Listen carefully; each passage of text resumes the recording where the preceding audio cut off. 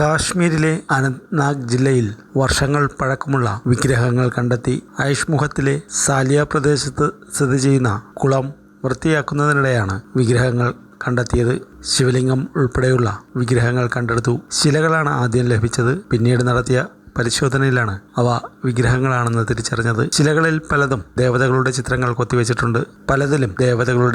കൊത്തിവെച്ചിട്ടുണ്ട്. പൊതുമരാമത്ത് വകുപ്പിന്റെ നേതൃത്വത്തിലാണ് കുളത്തിലെ നീരുറവയുടെ നവീകരണ പ്രവർത്തനങ്ങൾ നടന്നത്. പുരാവസ്തു ഗവേഷകർ എത്തി സ്ഥലം പരിശോധിച്ചു. ഇവയുടെ പഴക്കവും കാലവും കണ്ടെത്തുന്നതിനായി വിശദമായ പരിശോധനകൾ നടത്തും. കാർക്കൂട്ട രാജവംശത്തിന്റെ സ്വാധീനമുണ്ടായിരുന്ന സ്ഥലത്ത് നിന്നാണ് ശിലകൾ ലഭിച്ചത്. അതുകൊണ്ട് തന്നെ അവരുമായി ബന്ധപ്പെട്ടതാകാമെന്നാണ് നിഗമനം. ആ കാലത്തുണ്ടായിരുന്ന ക്ഷേത്രത്തിലേതാകുമെന്നും സംശയമുണ്ട്. പ്രദേശത്ത് നിന്ന് 16 കിലോമീറ്റർ അകലെയായി ഒരു തീർത്ഥാടന കേന്ദ്രം സ്ഥിതി ചെയ്തിരുന്നതായാണ് വിവരം. ഇവിടെ മുമ്പ് ക്ഷേത്രമുണ്ടായിരുന്നതായി തങ്ങൾ കേട്ടിട്ടുണ്ടെന്നും അതിനാൽ ശിലകൾ കണ്ടെടുത്ത ഭാഗത്തായി ഒരു ക്ഷേത്രം നിർമ്മിക്കണമെന്നും നാട്ടുകാർ പറഞ്ഞു.